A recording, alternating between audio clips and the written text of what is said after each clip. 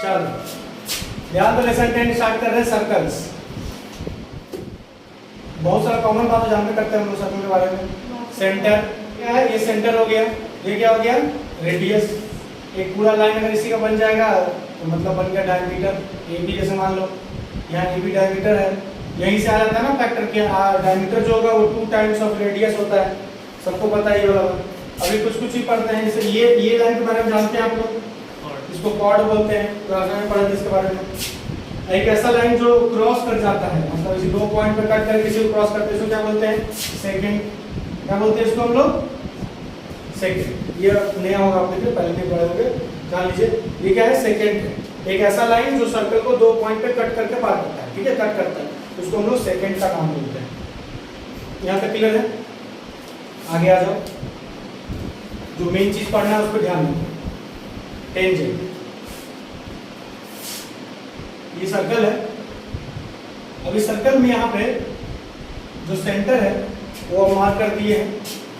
Circle का देखो, ये जो पार्ट है सर्कल का, ये जो गोल घूम रहा है, इसको लोग सर्कमफेरेंस बोलता है, आपको पता है क्या बोलते हैं इसको हम लोग? सर्कमफेरेंस। तो सर्कमफेरेंस पे कोई भी एक सर्कमफेरेंस पे कोई भी एक पॉइंट पे जब लाइन जस्ट टच करके पार करे, जस्ट टच करके पार करे, तो उसको हम लोग क्या बोलते हैं बताओ? टेंजेंट। एक ऐसा line which touches the circle at one point, मतलब एक ऐसा लाइन जो सर्कल को केवल एक पॉइंट पे टच कर रहा है, उसको हम लोग क्या बोलेंगे? टेंजेंट। समझ रहे हैं ना? टेंजेंट क्या हुआ? एक ऐसा लाइन जो सर्कल को सिर्फ एक पॉइंट पे टच कर रहा है, ओनली वन पॉइंट पे, तब उसको क्या करना है बताओ? टेंजेंट। और इसी टेंजेंट के बारे में हम लोग पढ़ेंगे। इसका 2 थ्योरम है जो हम लोग करना है सर्कल में, और सारा सवाल इसी पे रहेगा। समझ गया? थ्योरम 10.1 ध्यान समझिएगा। बोल रहा है the tangent at any point of a circle is perpendicular to the radius through the point of contact. बोल रहा है कि टेंजेंट जो होता है वो रेडियस के परपेंडिकुलर होता है किसी भी पॉइंट पे आप ड्रॉ करते हैं। मतलब सपोज करो कि ये एक सर्कल है, इस सर्कल पे ये सेंटर हो गया और ये एक टेंजेंट है जो इस पॉइंट को टच कर रहा है, तो यहाँ से जो आप रेडियस खींचेंगे, ये जो रेडियस होगा ये इसके क्या होगा? परपेंडिकुलर होगा। ये आपको प्रूफ करना है, ठीक है। तो हम मान लिए कि ये PQ हमारा हो गया टेंजेंट, इस पॉइंट का नाम मान लेते हैं D, ठीक है। तो जो OB होगा must be perpendicular to PQ होना चाहिए। कैसे प्रूफ करें ध्यान समझिए, पहले इसको लिखने से पहले समझना इंपॉर्टेंट है। जैसे आपको ये बात पता है कि किसी पॉइंट से अगर किसी लाइन पे, सपोज करो ये एक पॉइंट है, एक लाइन है, इस पॉइंट से आपको इस लाइन तक पहुंचना है, तो सबसे स्मॉलेस्ट डिस्टेंस कौन सा होगा? एकदम सीधा यही ना होता है, सबसे स्मॉलेस्ट डिस्टेंस मतलब सबसे परपेंडिकुलर आप बोल रहे हैं, ये सबसे स्मॉलेस्ट डिस्टेंस हुआ, जिसको हम लोग क्या बोलते हैं? Perpendicular distance. पता है आप लोगों को? मतलब एक पॉइंट से एक लाइन तक आने के लिए जो सबसे स्मॉलेस्ट डिस्टेंस होगा उसी को परपेंडिकुलर डिस्टेंस बोला जाएगा। ये बात क्लियर है यहाँ तक? अब आगे आ जाओ। सपोज करो कि हम मान लेते हैं कि एक और पॉइंट है, यहाँ पे इसका नाम मान लिया हम B डैश, सपोज कर लेते हैं। तो ये जो पॉइंट होगा यहाँ से अगर आप ड्रॉ करोगे तो ये ऑटोमेटिकली क्या हो जाएगा? इससे बड़ा हो जाएगा कि नहीं? हम अभी ये नहीं मान रहे, हम अभी नहीं मान रहे परपेंडिकुलर, हम बिल्कुल नहीं मान रहे। हम पर ऐसा मान रहे हैं कि जो OB डैश है वो OB से बड़ा होगा कि नहीं होगा? सो बताओ, OB डैश जो होगा वो OB से बड़ा होगा या नहीं होगा? बिल्कुल होगा sir.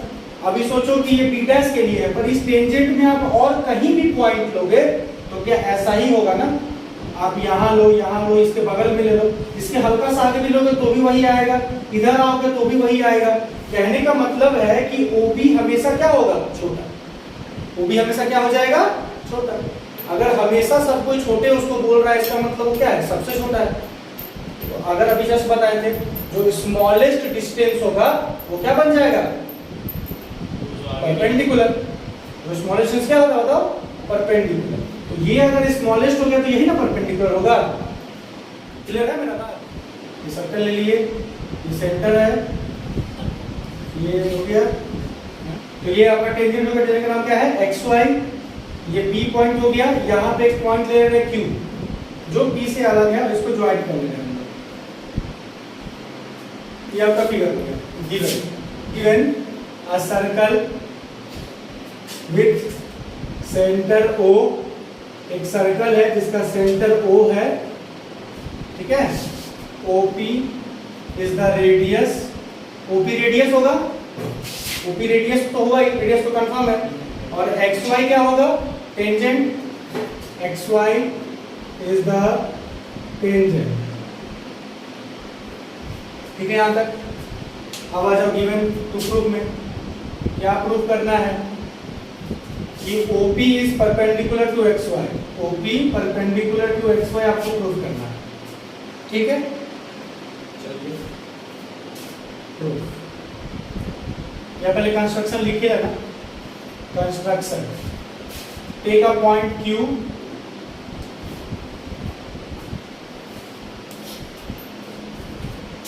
Take a point Q on XY and join O to Q। एक पॉइंट Q ले लिए हैं जिसको ज्वाइन कर दिए हैं O से Q तक। ठीक है, कंस्ट्रक्शन हो गया। अब आ जाओ प्रूफ में। As Q lies outside the circumference of circle, circumference of circle। मैं बात समझना, हम यहाँ लिखें कि Q जो है वो सर्कल का सरकमफेरेंस से बाहर है। बात सही है, क्यों? क्योंकि हम बताएं टेंजेंट वो लाइन होता है जो सर्कल को एक ही पॉइंट पे इंटरसेक्ट करता है, एक ही पॉइंट में टच करता है। तो अगर ये P पॉइंट वही ओनली वन पॉइंट है, तो सोचो कि इसके बाद का अगर कोई भी पॉइंट लोगे तो वो तो सर्कल बिल्कुल नहीं आने वाला है। टच कैसे करेगा फिर? तो मतलब इस टेंजेंट में एक ही ऐसा पॉइंट होगा P जो कि इस सर्कल को टच कर रहा होगा, और कोई ऐसा पॉइंट नहीं होगा जो सर्कल को टच करेगा। बात सही है ना? तो टेंजेंट का डेफिनेशन है, टेंजेंट क्या है? एक ऐसा लाइन जो सर्कल को एक ही पॉइंट पर टच करे, और यहाँ पे वो पॉइंट क्या है? P। तो Q तो बिल्कुल नहीं हो सकता है, इसलिए क्या लिखे कि as Q lies outside the circumference of circle। Q जो है क्योंकि सर्कल से बाहर लाई कर रहा है, therefore OQ must be greater than OP। OQ हमेशा बड़ा होगा OP से। बोलो यहाँ तक बात क्लियर है कि नहीं? क्योंकि OQ जो है वो बड़ा हो जाएगा OP से। दिस इंप्लाइज, एंड यही लिख देते हैं, and this is true for, this is true for each and every point, this is true for each and every point on the tangent other than P। और ये बात जो है वो हर एक पॉइंट के लिए सही होगा, P के अलावा कोई भी पॉइंट ले लो आप x1 में, सबके लिए यही बात होगा कि जो OQ होगा, जो OP होगा वो छोटा होगा कि नहीं होगा? बताओ। This implies OP is the smallest distance, smallest distance between O and tangent XY। मतलब O और XY के बीच में यही जो OP है वो सबसे छोटा डिस्टेंस है। समझ में आया यहाँ तक? अगर सबसे छोटा डिस्टेंस होता है, this implies that OP is perpendicular to XY, क्योंकि स्मॉलेस्ट डिस्टेंस ही परपेंडिकुलर डिस्टेंस है। क्लियर है यहाँ तक? बात समझ गए? ये पहला थ्योरम आपका, थ्योरम नंबर 10.12। देखो थ्योरम 10.2, ध्यान समझना क्या बोलता है। थ्योरम 10.2 क्या कहता है? The length of the tangents drawn from an external point to a circle are equal. मतलब अगर एक सर्कल बना हुआ है और इस सर्कल पे दो टेंजेंट ड्रॉ है एक एक्सटर्नल पॉइंट से, मतलब एक ही पॉइंट है, एक बाहरी पॉइंट है, वहां से दो टेंजेंट, सपोज कर लो ये एक टेंजेंट हो गया और यहाँ एक टेंजेंट हो गया, दो टेंजेंट बना दिए। टेंजेंट मतलब क्या? जो एक पॉइंट पे टच करे, तो वो टच कर रहा है ना, ठीक है। और यहाँ पे आ गया इसका सेंटर, ये आ गया आपका इसका एक्सटर्नल पॉइंट P नाम से, ठीक है। इसको मान लेते हैं हम पॉइंट Q और इसको मान लेते हैं पॉइंट R। ये वाला हो गया यहाँ से यहाँ तक और ये वाला हो गया यहाँ से जोड़ दिया, मतलब दोनों पॉइंट, दोनों रेडियस को आपस में ज्वाइन कर दिए, OQ OR, ठीक है। और यहाँ पे इस लाइन को मिलाइए जाते हैं आपस में OP। आपको प्रूफ करना है कि PQ जो होगा वो PR के इक्वल होगा।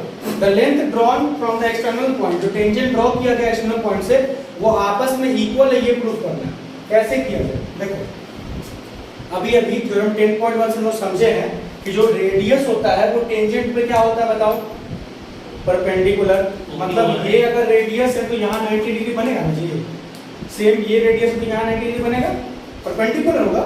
तो इस ट्रायंगल और इस ट्रायंगल को देखो, कॉन्ग्रुएंसी याद है, कॉन्ग्रुएंसी तीन चीज याद है, वही वाला है देखो 90 है ना, पहला तो 90 डिग्री हो गया, राइट एंगल के सामने हो देखो ओपी, ओपी 90 के सामने वाला हाइपोटेनस होता है, सबको मालूम है। तो 90 के सामने वाला हाइपोटेनस भी कॉमन है, मतलब इक्वल हो जाएगा। तो राइट एंगल हाइपोटेनस और एक साइड ओपी, ओक्यू और ओआर इक्वल है, मतलब right angle hypotenuse side R H S, R H S से दोनों ट्रायंगल क्या हो गया आपस में कॉन्ग्रुएंट, समझे। जैसे ही कॉन्ग्रुएंट होगा by CPCT PQ equal to PR, समझ गए ना। तो लिखते हैं, देखिए ध्यान से, given a circle with centre O, एक सर्कल से सेंटर ओ है, where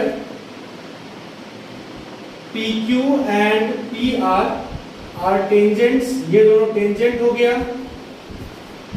full stop. OQ and OR are radius, ये दोनों रेडियस हो गया। क्लियर है यहां तक? बोलो क्या प्रूफ करना है सर? प्रूफ करना है कि PQ equal to PR, tangents must be equal होना चाहिए, PQ equal to PR proof करना है सर। चलिए प्रूफ करते हैं, ध्यान से देखिएगा।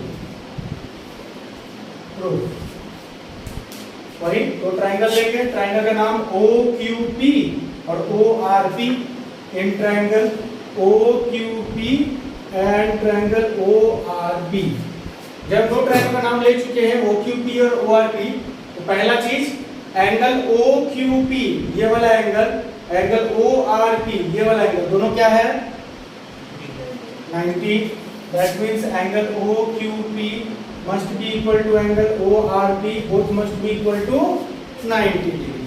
Now 90 के सामने वाला hypotenuse OP equal to OP क्या हो जाएगा कॉमन, मतलब ये भी इक्वल है सर। यहां तक बोलो कोई दिक्कत? आगे आ जाओ, OQ इक्वल टू OR क्या लिखेंगे? OQ इक्वल टू OR कैसे इक्वल है? Because they are radii of circle, circle का रेडियस है ना जी, रेडियस आपस में इक्वल होता है। दिस इंप्लाइज देयरफॉर क्या आ जाएगा, triangle OQP is congruent to triangle ORP by RHS। जैसे ही RHS से दोनों ट्रायंगल आपस में कॉन्ग्रुएंट हो गया, लिख सकते हैं PQ equal to PR by CP।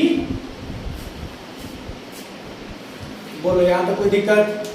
बनाओ।